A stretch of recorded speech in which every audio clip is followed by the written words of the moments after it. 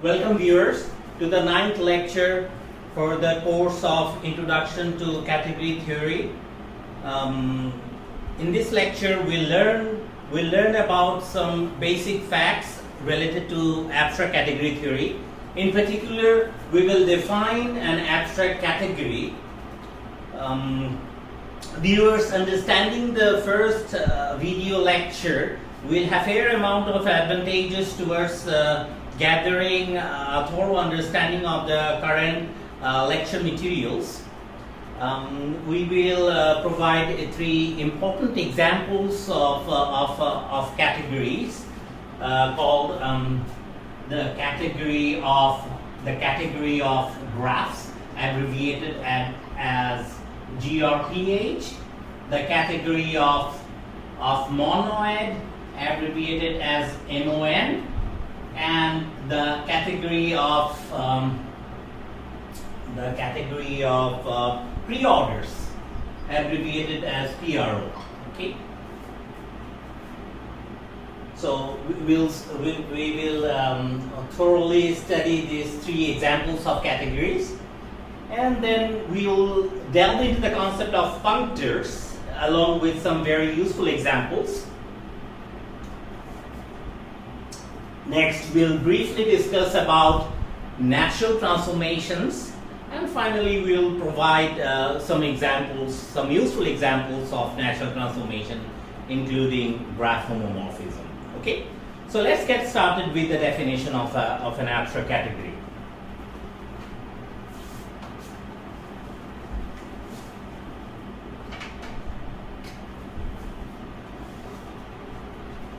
Definition.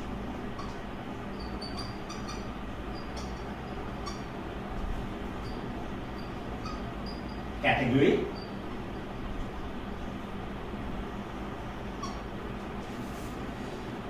A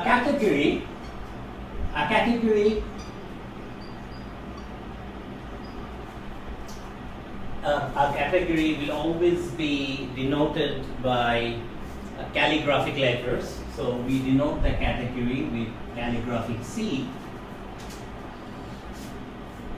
which is defined as follows. Okay. So one announces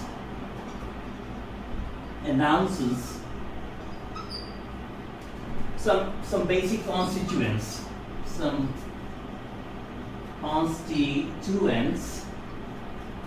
right?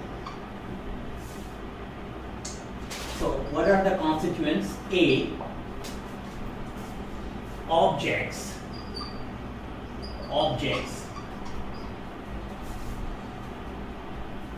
B,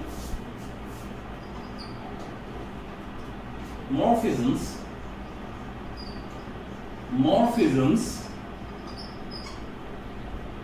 C, identities.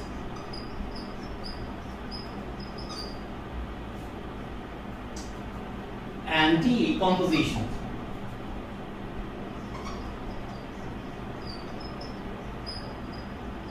Okay, so these are the constituents of a category. Okay, and asserts that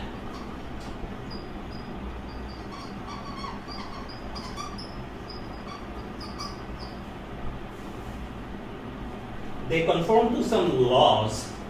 These basic constituents conform to some laws. They conform to some laws. What are the laws? One, identity law.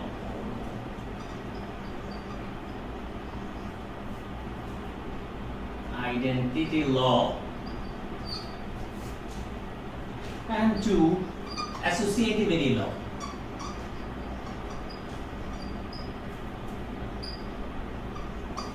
Okay.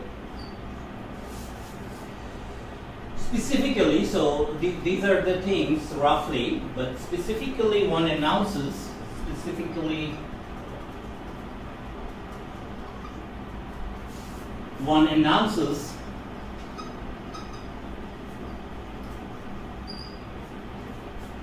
A collection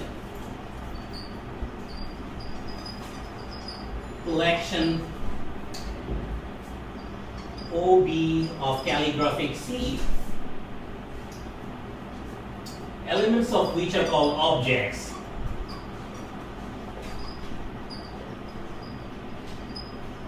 Which are called objects. Okay. B, for every pair in this collection, for every pair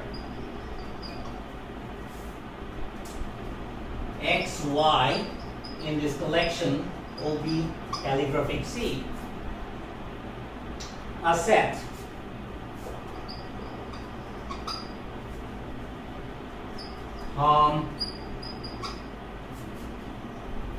C X Y belongs to the category of set. What does it mean? Okay, so this is called a Hom set. This guy.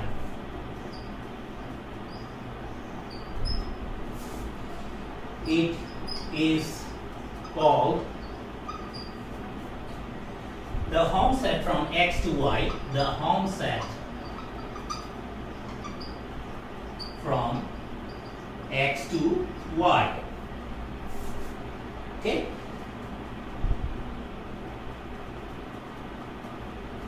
So the element of this set are called morphisms from X to Y. So this is what we need to write. It's elements. It's elements are called morphisms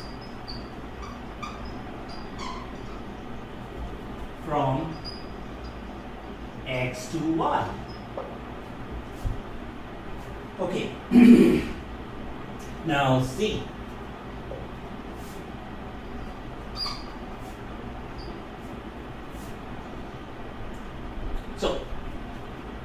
So for every object X in this collection,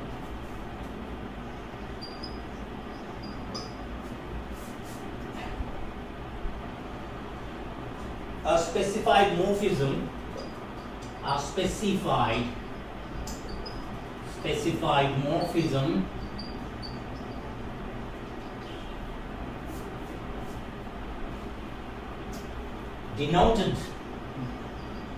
denoted by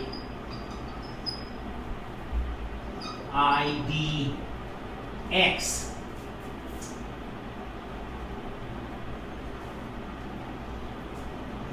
which belongs to the Hom set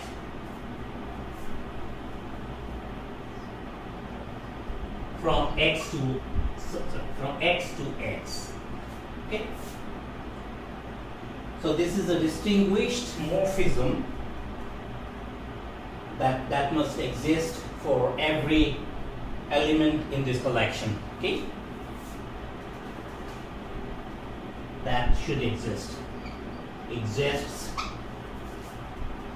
called identity morphism on X. Called identity morphism on X. Okay. So this is the third constituent, identity. Now the fourth constituent being composition. Okay. So let me erase this beginning part or the opening part of the definition. So now the fourth constituent, to change the marker, get rid of it.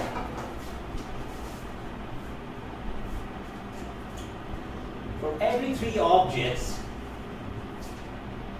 for every three objects, x, y, z is the collection of objects, a function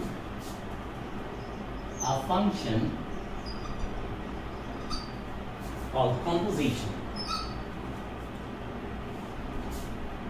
from this Hom set from y to z, the Cartesian product Hom set from x to y to Hom set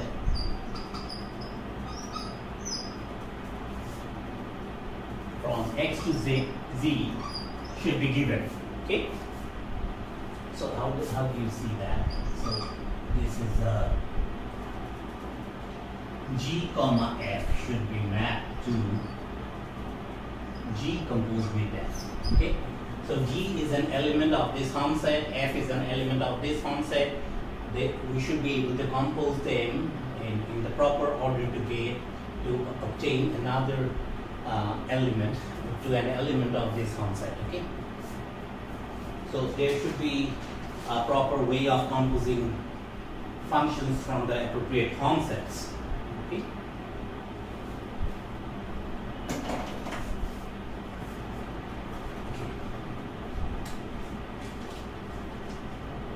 So this composition exists,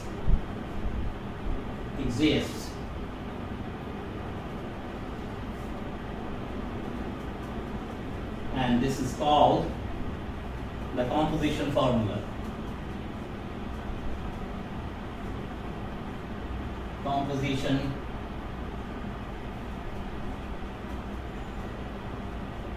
formula. Okay. So we can denote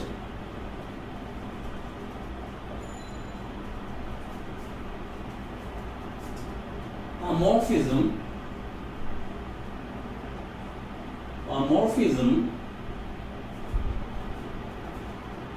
f belonging to this Hom set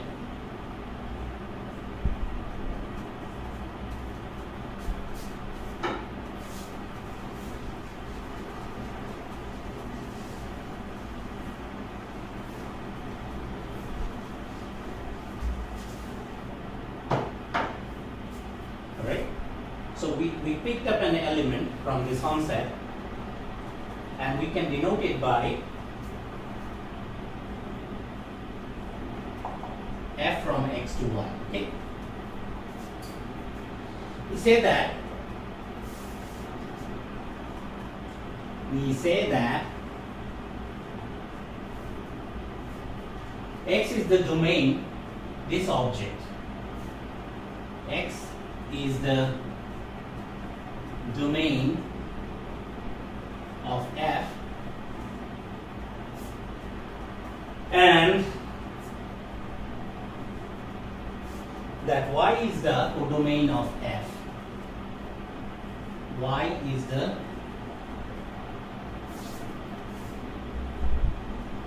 codomain of f. Okay. So when we write this Hom set like this, x is called the domain of this morphism and y is called the codomain of the given morphism. So given also this morphism G from y to z, the composition formula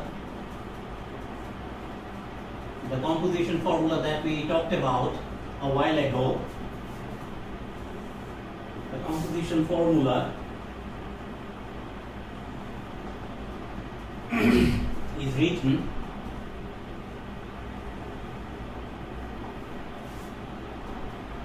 using the notation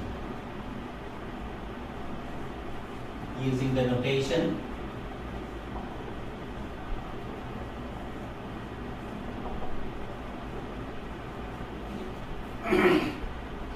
Okay, good.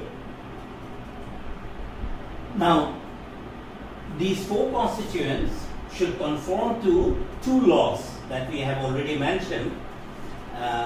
We need to specify them now. One asserts that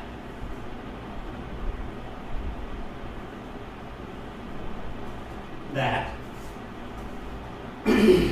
following laws hold.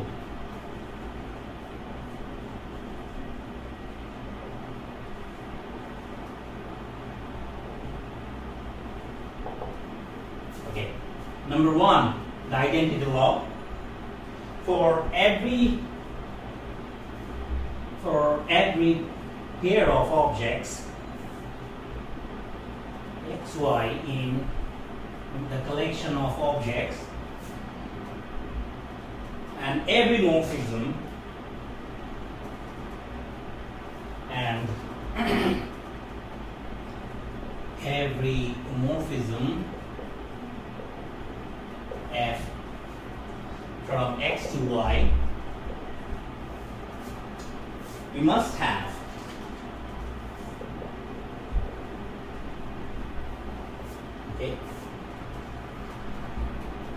f composed with the identity morphism on x that we have already defined. That was probably the third constituent. Okay. So f composed with identity morphism on x should result in f, and the identity morphism on y composed with f should also result in y. Should also result in f. Okay. So identity morphism on y composed with f should be the same as f. So this is the identity law. Now we should write the associativity law.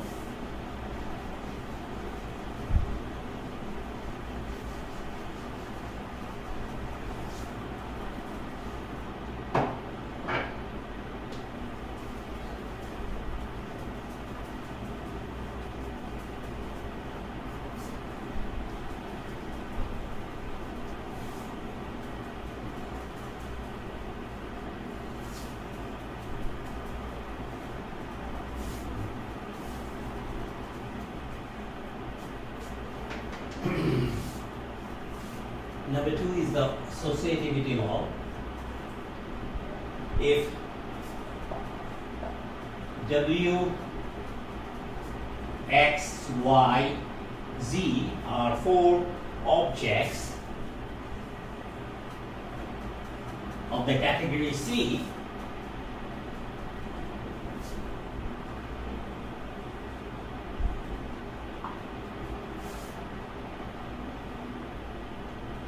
and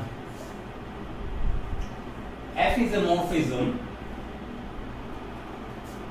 from W to X, G is a morphism from X to Y,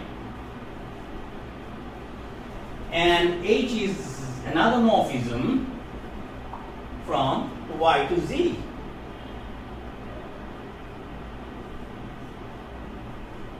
So these are the three given morphisms.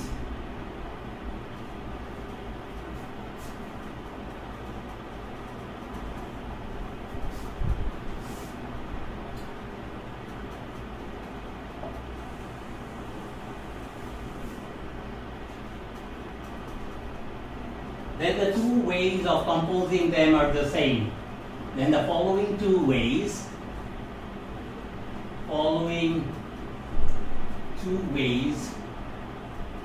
of composing them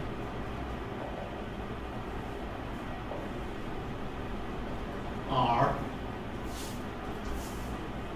the same, meaning H composed with G first and then composed with F is the same as H composed with G composed with F. Okay. This is the associativity law. Okay. So now there is a small remark following this definition of category, which tells you that you remember that for the first constituent of the definition we used collection instead of set for this object of the category C. We phrased it as a collection rather than a set. Okay. So the remark is on that point. So tells you that a category in which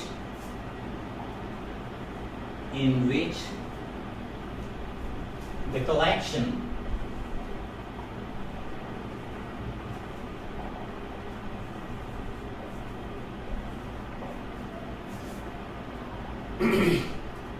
is a set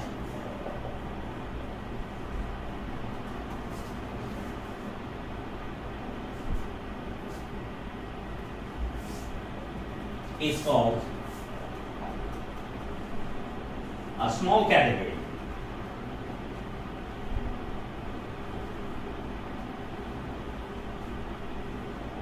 Okay?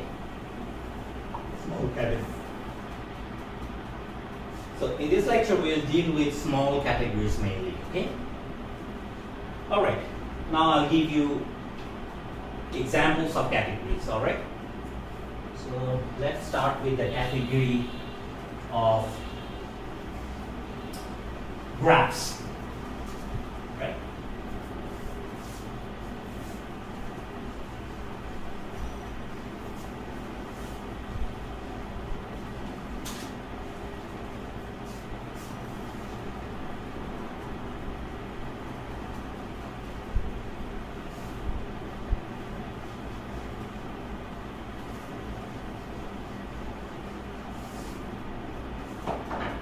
Okay, examples of categories.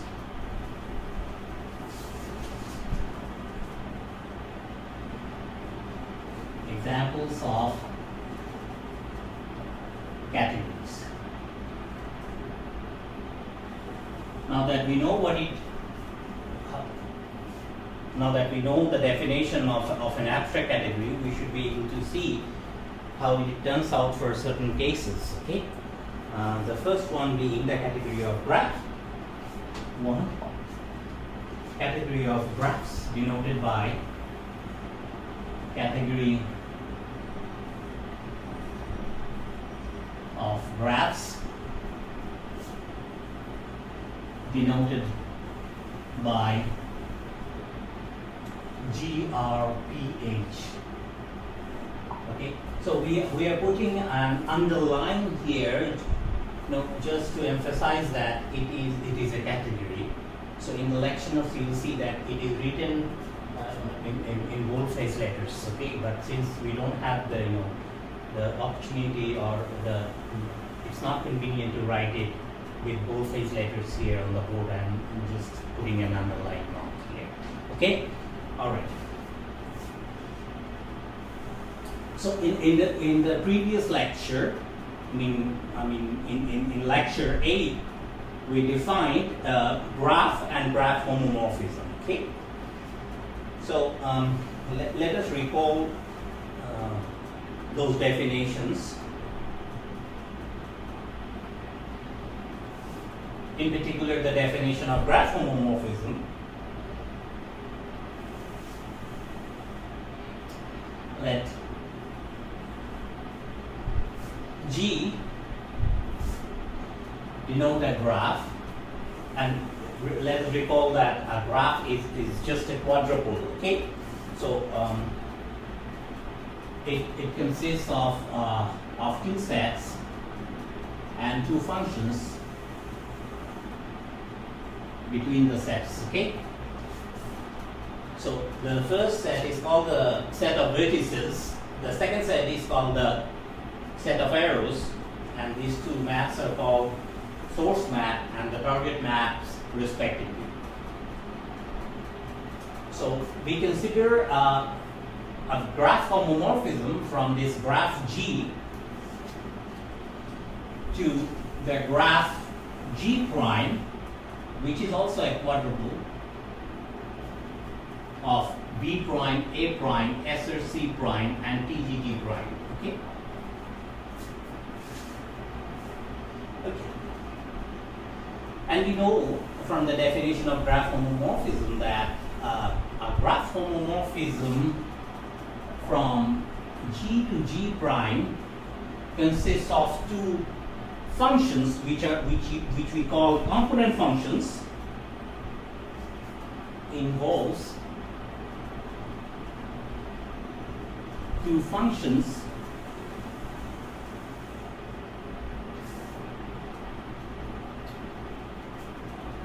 the first one being a function between the vertices, the set of vertices, and the second one being a function between the set of arrows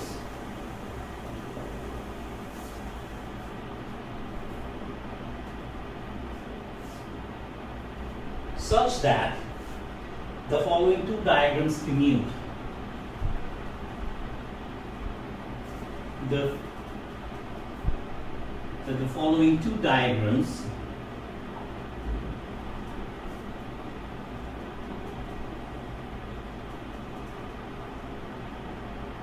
commute separately. Okay, so what are those two diagrams?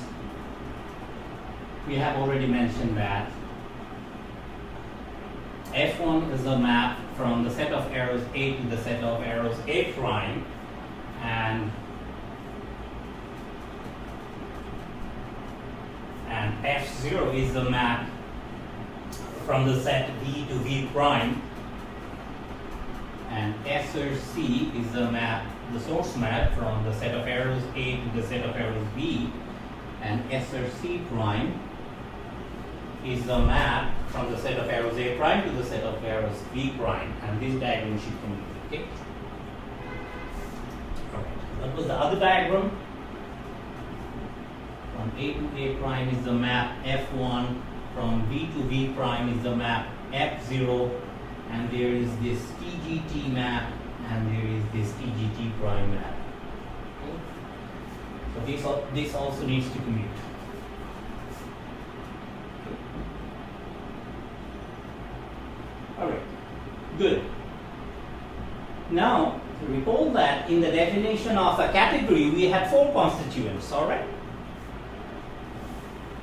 The first constituent being the object of the category, alright? So, in the case of small category, this collection is a set, but that needs to, that does not need to be the set in general, but in this lecture we are dealing with only small categories, and the categories that we'll discuss in this lecture all fall into the class of small categories, right? So what is this collection in this category that we are discussing? Okay, the category of graphs, and the collection or the set of objects of this category is precisely the set of all graphs. Okay. So now, so this was about the first constituent, okay, for this category. So what about the second constituent?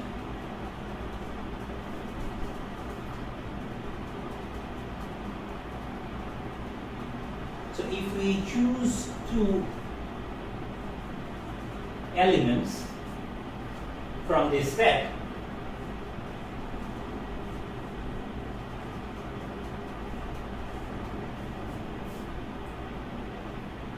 then this Hom set is indeed a set, okay?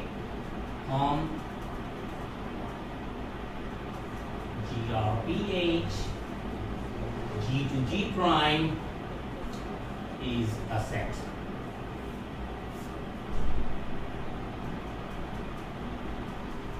Which is precisely the set of all morphisms, or in this context, the set of all graph homomorphisms from G to G prime.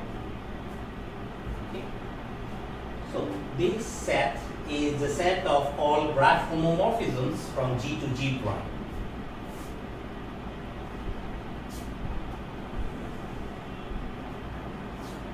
That is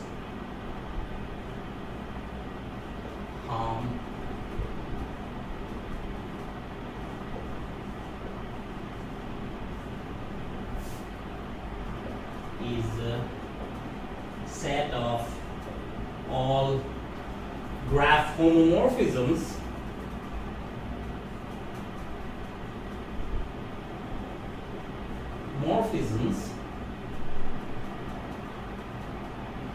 from G to G prime. Okay, so that was the second constituent. Okay, and these graph homomorphisms are actually described by means of these two commutative diagrams, okay, that we already know from the 8th lecture.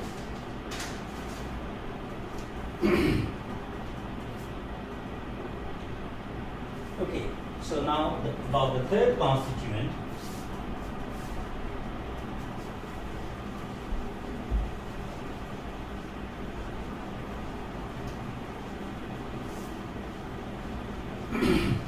About the identity morphism associated with an object of this category.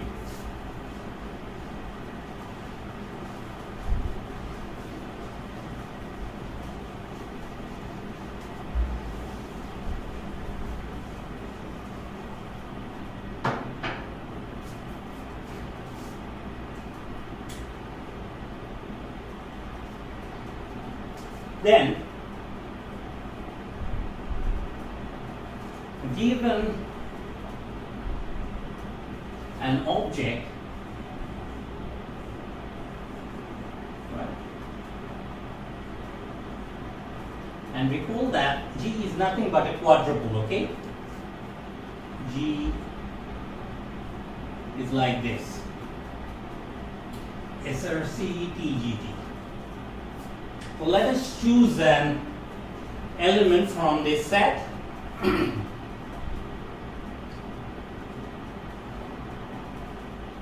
and we need to verify that this identity morphism on this object here from this set is indeed a graph homomorphism.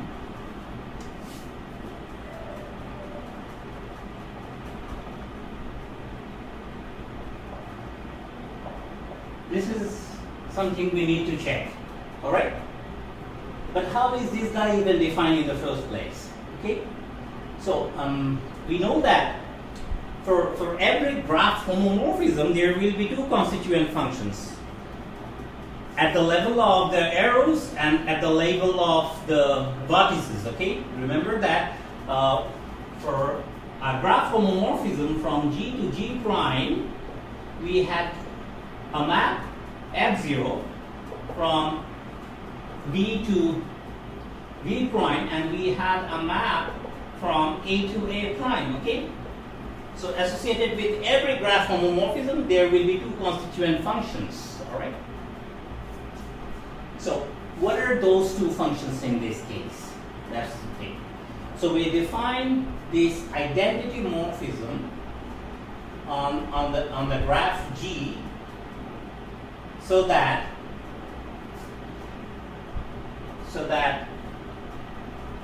in the vertex level, this is just the identity map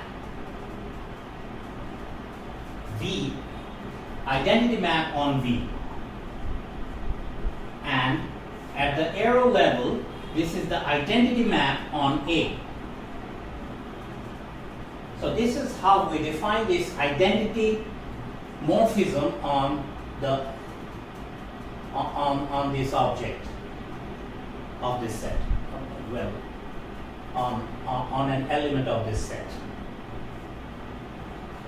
Okay. So now, this is playing the role of F0, and this guy is playing the role of F1. So we, of course, in order to have it to be a graph homomorphism, we need to have the following two diagrams to be commutative, and which is indeed the case. So G is just this quadruple, and F is a map from VA SRC TGT to itself, right? VA SRC TGT. Okay. So both A and A prime now is A. They are both A, and this is identity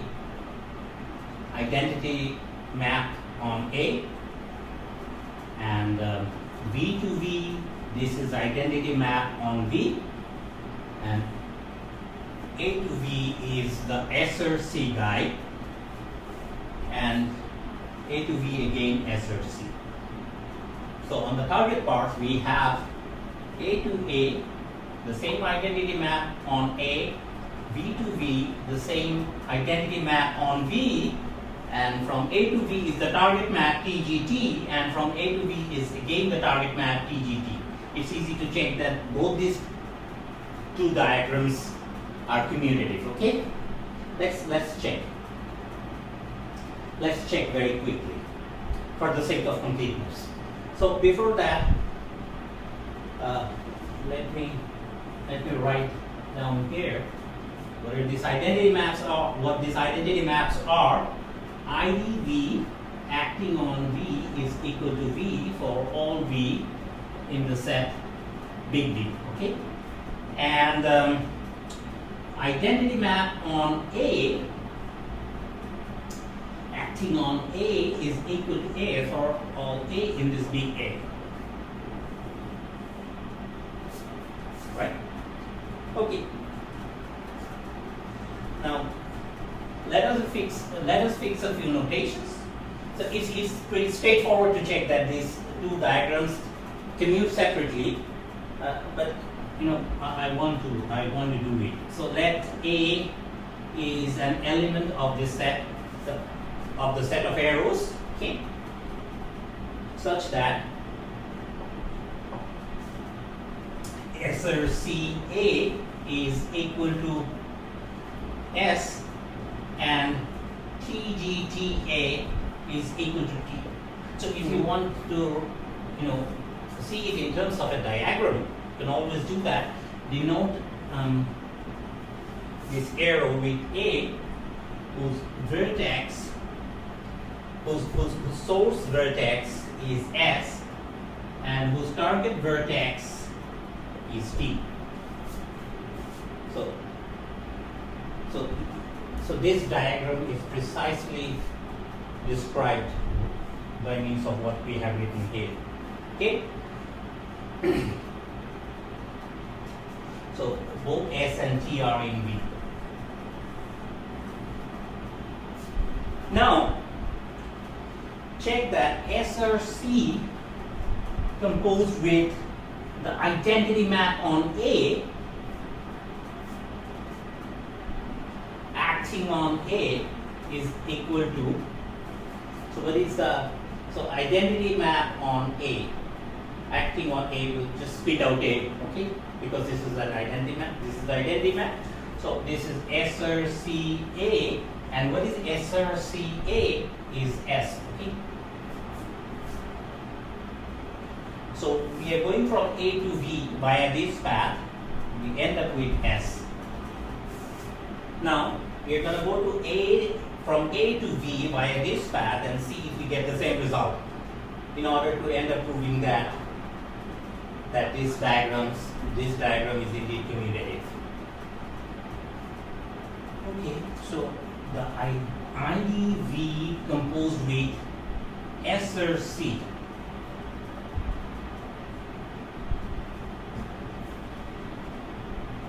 A is equal to IDV and S or C A is S, right? And S is an element of this set of vertices V, so it will spit out S again. Indeed, they are the same, so this diagram commutes. Similarly, you can prove that, in the same way you can prove that TGT composed with IDA is the same as IDV composed with TGT, meaning that this diagram is also commutative. Okay, so now we are done proving that this identity morphism on the object G, on an arbitrary object G, is indeed a graph homomorphism. Okay, so we verified that the third constituent is fine. Now the fourth constituent, meaning the composition. Okay, let's do it.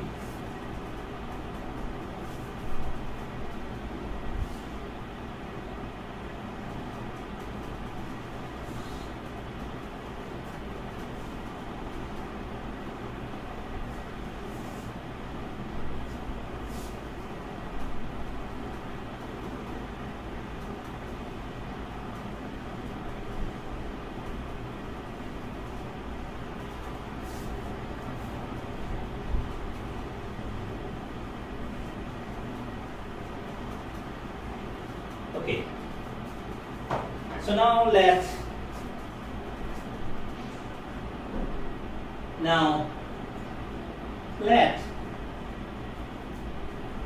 G prime, G double prime are three objects of the category of graphs. Okay,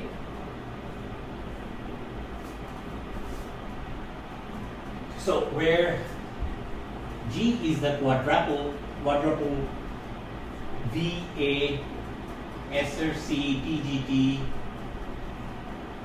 G prime is the quadruple V prime, A prime, SRC prime, TGT prime, and G double prime is the quadruple V double prime, A double prime, SRC double prime, and TGT double prime.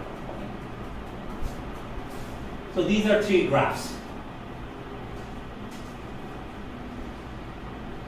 So now let also assume that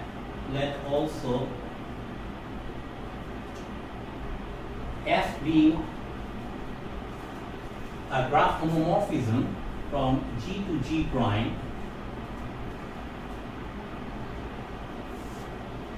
and G being a graph homomorphism from G prime to G double prime. Okay. Be two graph homomorphisms.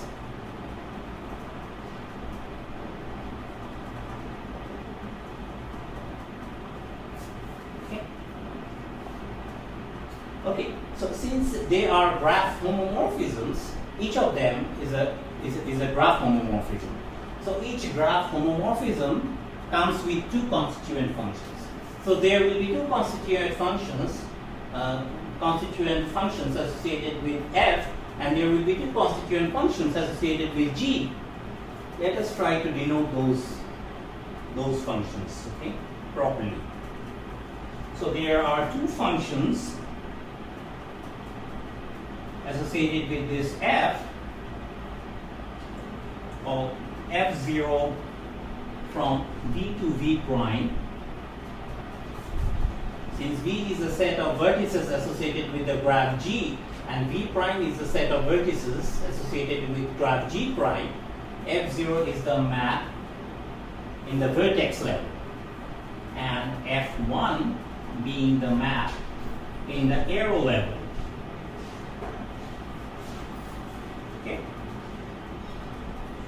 Now,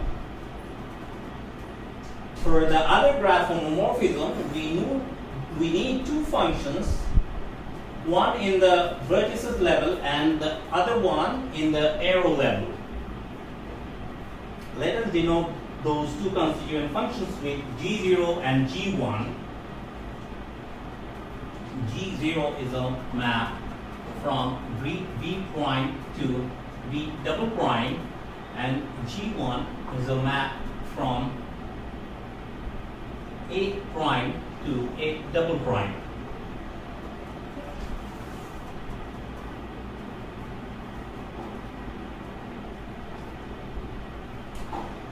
Alright, so now see that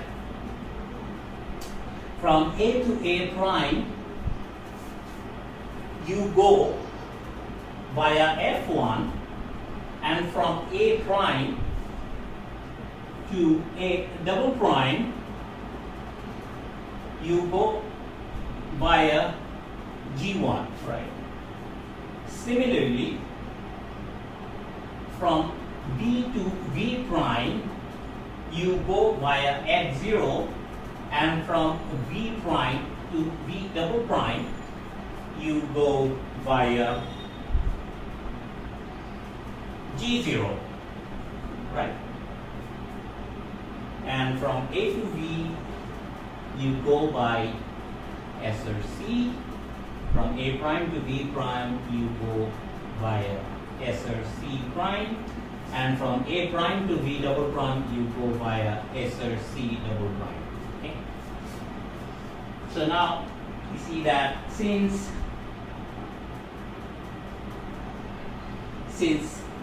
f is a graph homomorphism, these squares should commute.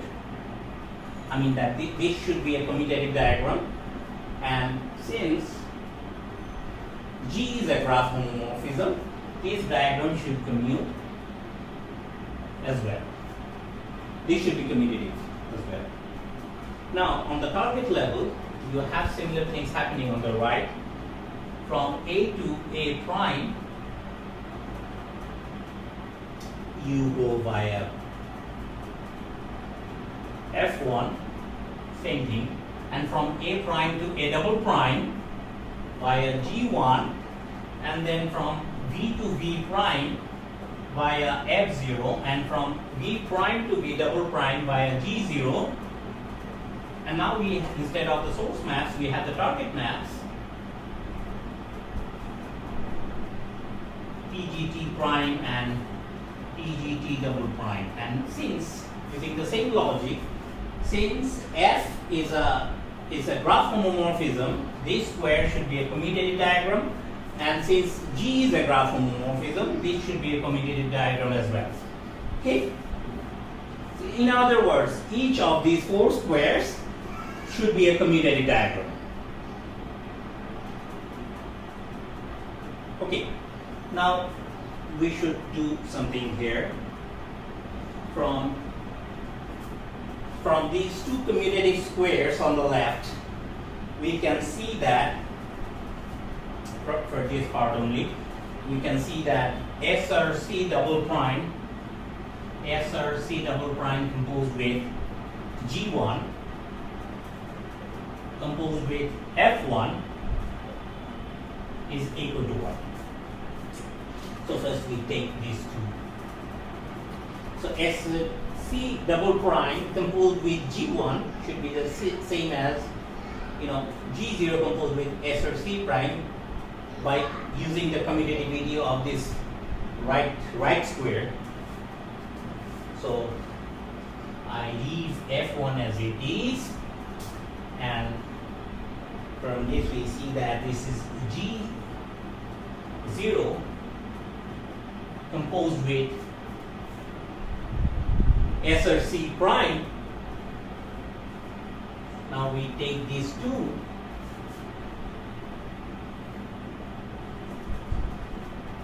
to find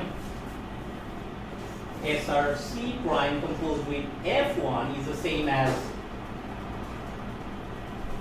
F0 composed with S or C. Okay? What does it mean?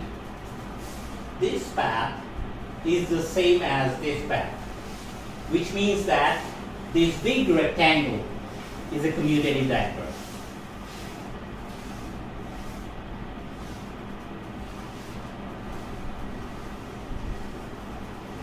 Similarly, one can prove that this big rectangle on the right is also a commutative diagram, meaning that you will have this thing happening here. T double prime composed with G1 composed with F1 is the same as G0 composed with F0 composed with TGT. Okay? Meaning that this rectangle is also a commutative diagram. Okay? Okay, now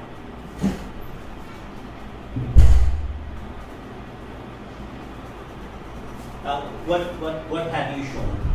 So let me erase this box.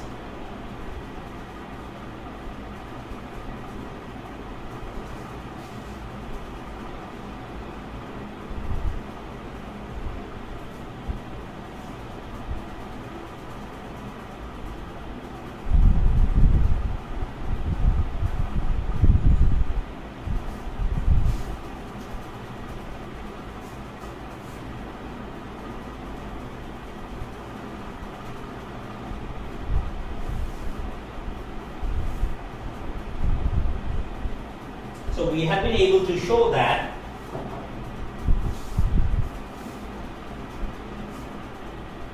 for these two graphs, G being this quadruple, BA, SRC, TGT, and G double prime,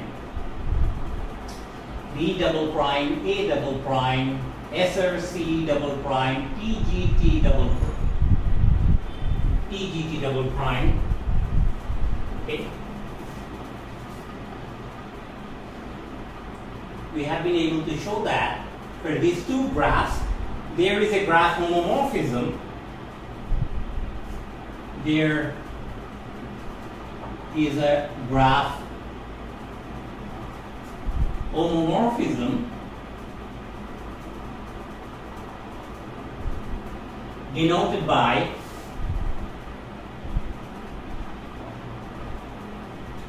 G composed with F from G to G double prime. Okay. All right. So whenever you are defining a graph homomorphism, there should be the constituent functions in the on both the arrow levels and the vertices level. Okay.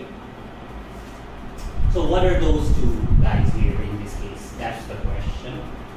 And for which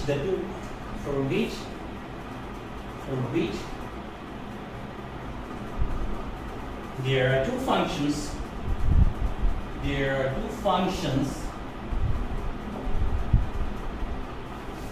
So G composed with F 0. This is in the arrow level, okay? In other words, if so G composed with F sub 0 is going to be a map from V to V double prime, and G composed with F sub 1 is a map in the arrow level. Okay? So this is what we define by G0 composed with F0.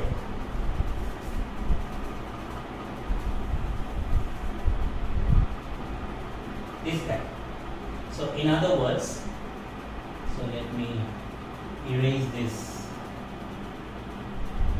So this is nothing but this one, G0 composed with F0. Okay, and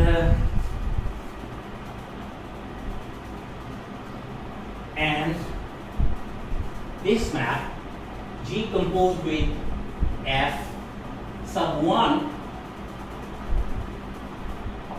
is defined as G1 composed with F1.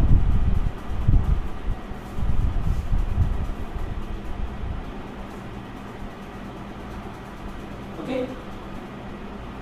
So that you have the following two diagrams. So I don't want to erase this part. So that so this is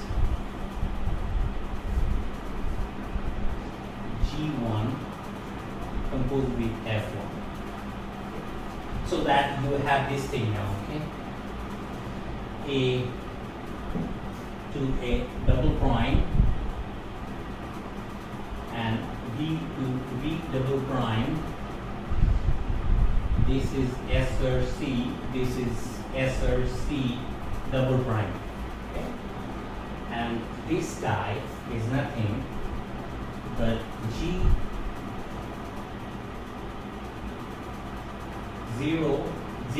composed with F sub 1. And this one is G composed with F sub 0.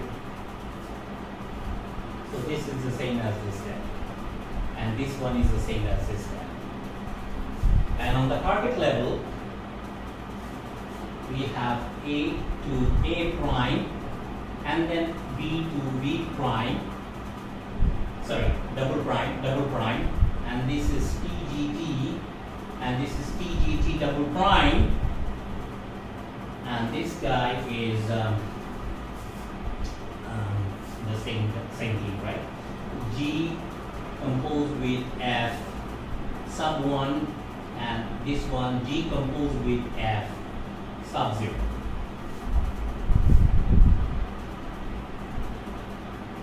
I made a mistake here. It has to be 0. Okay, sounds good.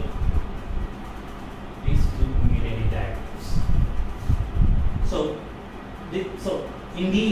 So indeed, this is a graph homomorphism. Okay. So we have checked that this guy is indeed a graph homomorphism.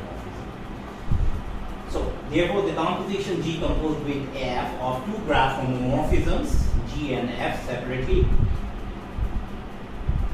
defined above, is indeed a graph homomorphism. Okay. Good. So we are good with the four constituent parts. Now we need to show that they conform with the two laws of identity law and the associativity law that we will do in the next segment. Thank you.